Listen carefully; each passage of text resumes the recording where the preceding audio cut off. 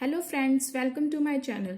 आज हम बात करेंगे ऑर्गेनिक केमिस्ट्री के कंप्लीट सिलेबस की, साथ ही उनमें से आने वाले कुछ इम्पोर्टेंट चैप्टर की। मुझे पता है बहुत सारे ऐसे बच्चे हैं जिन्होंने ऑर्गेनिक केमिस्ट्री छोड़ दी होगी या फिर उनको बहुत टफ लगती है, लेकिन आपको ऐसा बिल्कुल भी नहीं करना है, क्योंकि आज मैं आपको बहुत सारे ऐसे इजी टॉपिक बताऊंगी जहां से बहुत सारे क्वेश्चन आते हैं और आप आसानी से वहां से क्वेश्चन अटेम्प्ट कर सकते हैं। देखिए, सबसे पहले है हमारा पूरा कंप्लीट ऑर्गेनिक का यहाँ पे सिलेबस है। देखिए, मैंने यहाँ पे सारे चैप्टर अलग अलग करके लिखे हैं, इसलिए आपको इतने सारे लग रहे हैं। देखिए, सबसे पहले मैं आपको दिखा देती हूँ, ये 25 मैंने यहाँ पे चैप्टर लिखे हैं। सबसे पहले है स्ट्रक्चर एंड बॉन्डिंग, फिर है स्टीरियोकेमिस्ट्री, नेक्स्ट है मैकेनिज्म ऑफ ऑर्गेनिक रिएक्शन, फिर है एल्केन एंड साइक्लो एल्केन्स, फिर है alkenes, arenes and aromaticity, dienes and alkynes, alkyl and aryl halides, alcohols, and next है हमारा phenols, epoxides, carboxylic acid and acid derivatives, next है amines, फिर है diazonium salt, next है aldehyde and ketones, carbohydrate, heterocyclic compounds, amino acid and proteins, next है हमारे organometallic compound, ये दोनों मैंने अलग अलग करके लिखे हैं, ऑर्गेनोसल्फर कंपाउंड, एंड नेक्स्ट है सिंथेसिस, यहाँ पे पॉलीमर्स। ठीक है, सिंथेटिक पॉलीमर्स के बाद में है ऑर्गेनिक सिंथेसिस या फिर इनोलेट्स, एंड यहाँ पे मैंने इनको अलग अलग करके लिखा है, UV ultraviolet radiations, absorption spectroscopy, IR means infra radiations spectroscopy, next है एनएमआर स्पेक्ट्रोस्कोपी। अब बात आती है इम्पोर्टेंट चैप्टर्स की। फर्स्ट है नोमेनक्लेचर ऑफ ऑर्गेनिक कंपाउंड्स। इसमें आपको आईयूपीएसी नेम और कॉमन नेम हर एक के पता होने चाहिए, उनमें से डायरेक्ट क्वेश्चन पूछे जाते हैं। नेक्स्ट चैप्टर है मैकेनिज्म ऑफ ऑर्गेनिक रिएक्शंस। आपको जितनी भी ऑर्गेनिक रिएक्शन है सबका पता होना चाहिए, और डायरेक्ट रिएक्शंस आपसे पूछ लेते हैं। इसमें आपको electronic effect in organic molecules, inductive effect करना है, पोलराइजेबिलिटी इफेक्ट करना है, resonance, hyper conjugation, formal charge निकालना आना चाहिए। इसके बाद में सबसे इंपॉर्टेंट है कार्बोकेटाइन, कार्बोएनाइड एंड कार्बन रेडिकल्स। इनमें से बहुत सारे क्वेश्चन पूछे जाते हैं इसके स्ट्रक्चर और general reaction of reactive intermediate से। इनमें से यहाँ पे फॉर्मल चार्ज आपको बहुत अच्छे से निकालना आना चाहिए। रेजोनेंस और हाइपर कंजुगेशन से डायरेक्ट क्वेश्चन पूछे जाते हैं। ठीक है, इसके बाद में बात आती है स्टीरियोकेमिस्ट्री की। अगर आपको यहाँ पे जितनी भी हमारी रिएक्शंस हैं उनको याद करने में प्रॉब्लम हो रही है, या फिर आपको वो चाहिए जो कि हमारी 30-40 रिएक्शंस होती है जो डायरेक्ट होती है, फिटिंग रिएक्शन या फिर सेंडमेयर रिएक्शंस, और जो हमारी फ्रीडल-क्राफ्ट अल्काइलेशन, असाइलेशंस, फिटिंग रिएक्शन, जो भी जिसको भी ये सारी रिएक्शन चाहिए वो कमेंट बॉक्स में मुझे बता सकता है। मैं उनको लिंक प्रोवाइड करवा दूंगी या फिर नेक्स्ट वाली वीडियो में आपको अपलोड कर दूंगी। नेक्स्ट हमारा जो चैप्टर है वो है स्टीरियोकेमिस्ट्री। स्टीरियोकेमिस्ट्री में यहाँ पे टाइप ऑफ आइसोमेरिज्म, आपको वहां से एक क्वेश्चन ऐसे दिया जाता है कि दो आपको कॉम्प्लेक्स वगैरह दे दिए जाते हैं, उसमें आपको आइसोमेरिज्म बताने हैं कि यहाँ पे लिंकेज है या फिर आयनाइजेशन है। इस टाइप के आपको वहां पे टाइप्स बताने हैं, आपको सारे टाइप्स वहां पे अच्छे से पढ़ने हैं। प्रोजेक्शन फॉर्मूला पता होना चाहिए। वहां पे कायरल सेंटर के बारे में पूछा जाता है कि इसमें कितने कायरल सेंटर। आगे है signing stereochemical chiral centres and geometric isomerism, optical isomerism की वहां पे सिस, ट्रांस, इनके बारे में आपको पता होना चाहिए कि कितने ऑप्टिकल आइसोमेरिज्म किसी भी उस जो कंपाउंड है उसमें प्रेजेंट है। नेक्स्ट है कन्फॉर्मेशन ऑफ साइक्लोहेक्सेन, ये बहुत इंपॉर्टेंट है। आपको यहाँ पे चेयर, बोर्ड, इनकी फॉर्मेशन का पता होना चाहिए कि कौन सी कहाँ पे स्टेबल बन रही है, जैसे कि एक्सियल पे, एक्सियल इक्वेटोरियल पे, कहाँ पे कौन सी पोजीशन पे जहां पे हमारा ग्रुप अटैच है वो कौन सी पोजीशन पे स्टेबल होगा। तो आपको यहाँ के साइक्लोहेक्सेन की कंफर्मेशन का पता होना चाहिए।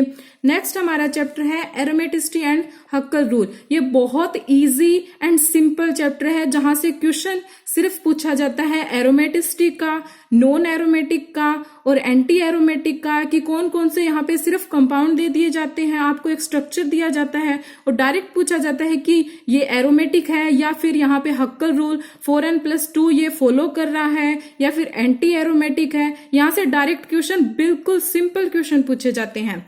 नेक्स्ट हमारा चैप्टर है सिंथेटिक केमिस्ट्री। इसमें से क्वेश्चन पूछे जाते हैं। फर्स्ट है method of preparation and characteristics, कौन कौन सी रिएक्शंस की, एल्केन्स, एल्कीन, अल्काइन, ये आपको बहुत अच्छे से करने हैं तीनों। इसके बाद में arenes and their simple functional derivative, कौन कौन से ग्रुप का, एल्काइल, हेलोजन, नाइट्रो और hydroxyl, formyl, carboxylic and carboxylic acid जो कि COH, ठीक है। इनके आपको बहुत अच्छे से डेरिवेटिव्स करने हैं। इसके बाद में फंक्शनल ग्रुप इंटरकन्वर्जन, किसके इसके, Grignard reagent means RMGX, acetoacetic and malonic ester chemistry. इसके बाद में आपको structure determinations and synthetic problem using chemical reactions, ये आपको बहुत अच्छे से करने हैं, जब यहां से क्वेश्चंस डायरेक्ट पूछे जाते हैं। नेक्स्ट हमारा जो चैप्टर है मैकेनिज्म्स, इसमें से डायरेक्ट रिएक्शन से क्वेश्चन आते हैं। एल्फेटिक न्यूक्लियोफिलिक सब्स्टिट्यूशंस, जहां से SN1, SN2 इनके ऑर्डर यहाँ पे डायरेक्ट क्वेश्चन पूछे जाते हैं। एलिमिनेशंस जैसे EN2 इसके एलिमिनेशन रिएक्शंस आपको पता होनी चाहिए। नेक्स्ट है इनोलेट रिएक्शंस, नेक्स्ट है क्लेजन कंडेंसेशन, ये सारी रिएक्शंस बहुत इंपॉर्टेंट है। Esterification and ester hydrolysis, Cannizzaro reactions, benzoin condensation, Perkin reaction, आगे है क्लेजन रीअरेंजमेंट, बैकमैन रीअरेंजमेंट, आगे मर्वरीन रिएक्शन। ये जो आप चाहे बाकी कोई रिएक्शन करो ना करो, ये रिएक्शन आपको बहुत अच्छे से करनी है। मैंने ये अलग ही रिएक्शन लिखी है सारी की सारी, तो आपको सबसे पहले इनको तो बहुत अच्छे से करना है, बहुत इंपॉर्टेंट रिएक्शन है ये। इसके बाद में साथ में इनके मैकेनिज्म बहुत अच्छे से करने हैं, मैकेनिज्म के अंदर से क्वेश्चन पूछे जाते हैं। नेक्स्ट है कार्बोहाइड्रेट, कार्बोहाइड्रेट में जो क्वेश्चन पूछे जाते हैं आपको सबसे पहले पता होना चाहिए, जहां पे एनोमर्स, एपीमर्स ये क्या होते हैं, इथ्रियोज, थीरोज और म्यूटारोटेशन। म्यूटारोटेशन में जैसे वहां पे अल्फा जो ग्लूकोज है जब वो इक्विलिब्रियम स्टेज पे जाता है फिर वो बीटा ग्लूकोज में कन्वर्ट होता है, जो उसका जो अल्फा डी का एंगल है उसके बारे में पूछ लिया जाता है। इसके बाद में यहाँ पे ओसेजोन फॉर्मेशन के बारे में पूछा जाता है। आपको पता होना चाहिए कि अमाइलोज, माइलोपेक्टिन, सेलुलोज, इन सब में जो लिंकेज होती है, जैसे अमाइलोज में अल्फा लिंकेज होती है, C1C4 की होती है। अमाइलोपेक्टिन में अल्फा लिंकेज C1C4 के साथ C1C6 की होती है। इसी तरह आपको सबकी वहां पे लिंकेज का पता होना चाहिए। इसके बाद में classification, nomenclature, open and cyclic, जैसे हमारी जो ओपन होती है ग्लूकोज, इनकी जो फॉर्मेशन होती है उसको हम साइक्लिक में कन्वर्ट करते हैं, वो आपको पता होनी चाहिए कैसे 5 मेंबर्ड में, 6 मेंबर्ड में वो कन्वर्ट होगी। इसके बाद में केमिस्ट्री ऑफ ग्लूकोज, ग्लूकोज की जो है बहुत इंपॉर्टेंट है, आपको ग्लूकोज की तो 100% करनी ही है। नेक्स्ट हमारा जो चैप्टर है, आगे के चैप्टर बताने से पहले मैं पहले आपको स्पेक्ट्रोस्कोपी का बताती हूं। यहां से क्वेश्चंस कहाँ से पूछे जाते हैं, आपको सबसे पहले तो हर एक के सिग्नल निकालने आने चाहिए, जो वैल्यूज होती हैं वो आपको पता होनी चाहिए। जैसे CH3 है उसकी 0.7 और आगे CH2 होती है उसकी 1.2, आगे CH है उसकी 1.5। इस तरह अगर इनके साथ फंक्शनल ग्रुप अटैच हो जाए तो वो किस टाइप से वहां पे वैल्यू शो करते हैं। फिर हमारे जो ग्राफ होते हैं उसमें वो डी सील्डिंग शो करते हैं, सील्डिंग शो करते हैं, आपको उनके बारे में पता होने चाहिए। इनके स्प्लिटिंग रेशियो के बारे में पता होनी चाहिए। मेन बात कि वहां पे वो डबलेट शो करते हैं, ट्रिपलेट शो करते हैं, वहां पे किस टाइप से उनके जो CH2 है अगर वो CH3 के साथ अटैच है या फिर किसी और फंक्शनल ग्रुप के साथ अटैच है तो किस टाइप से वहां पे स्प्लिटिंग शो करते हैं, उनके वैल्यूज आपको पता होनी चाहिए। अब मैं आपको एक हिंट बताती हूं कि अगर आपको रेशियो याद करने में प्रॉब्लम आती है, क्योंकि वहां पे डायरेक्ट क्वेश्चन पूछा जाता है, जैसे हमारा डबलेट होता है, डबलेट का जो रेशियो होता है वो हमें पता है 1:1 होता है, लेकिन आगे के जो रेशियो है उनको याद करने में अगर प्रॉब्लम हो रही है तो आपको मैं एक छोटी सी हिंट बताती हूँ। आपको क्या करना है, जहां पे अगर सबसे पहले हमें डबलेट का पता होना चाहिए, डबलेट का हमें पता है 1:1 होता है। इसके बाद में आगे के निकालने के लिए कुछ भी नहीं करना, सिर्फ यहाँ पे 1:1 इसी टर्म को ही आगे लिखना है। देखिए एक जो है ये फर्स्ट छोड़ के इसके नेक्स्ट में यहाँ पे इनको ऐड करते जाना है। अब यहाँ पे क्या है हमारा 1:1 है, नेक्स्ट में यहाँ पे 1 लिखेंगे, यहाँ पे क्या आएगा रेशियो, यहाँ पे क्या आएगा 1, इसको जस्ट ऐड करना है। यहाँ पे क्या आएगा 1, ये 1 and 1 2, यहाँ पे क्या आएगा 1, तो ये क्या हो जाएगा हमारा इसका रेशियो। ये किसका रेशियो आ गया हमारा, ट्रिपलेट का। ये हमारा आ गया ट्रिपलेट का रेशियो। नेक्स्ट हमें क्या करना है, आगे फिर से निकालना है, क्विंटेंट का रेशियो निकालना है। तो इसमें क्या करना है, सेम वही ट्रिक यूज करनी है, सिर्फ यहाँ पे 1 रेशियो ये ही मुझे यहाँ पे रिपीट करना है, सिर्फ इस एक यहाँ से इसकी एक जो है रकम इसको छोड़ के नेक्स्ट वाली पे, तो यहाँ पे 2 नेक्स्ट रेशियो 1, तो आगे इसका ऐड करना है, क्या आ जाएगा 1, यहाँ पे क्या आ जाएगा 3, यहाँ पे क्या होगा 3, यहाँ पे क्या होगा 1, तो यहाँ पे क्या हो जाएगा ये, तो ये हमारी किसकी हो जाएगी, क्विंटेंट की रेशियो। इसके बाद में नेक्स्ट कैसे निकालेंगे, यहाँ पे सिर्फ इसको नेक्स्ट ऐड करना है इस फर्स्ट वाली को छोड़ के, तो यहाँ पे 1:3:1, तो यहाँ पे क्या आ जाएगा, जब इसको ऐड करेंगे 1, यहाँ पे क्या आ जाएगा 4, यहाँ पे क्या आ जाएगा 6, यहाँ पे क्या आ जाएगा 4, यहाँ पे क्या आ जाएगा 1। तो आप देखिए आप किसी का भी आगे नेक्स्ट इससे ऐसे चलते जाए, आगे किसी का भी रेशियो आप निकाल सकते हैं।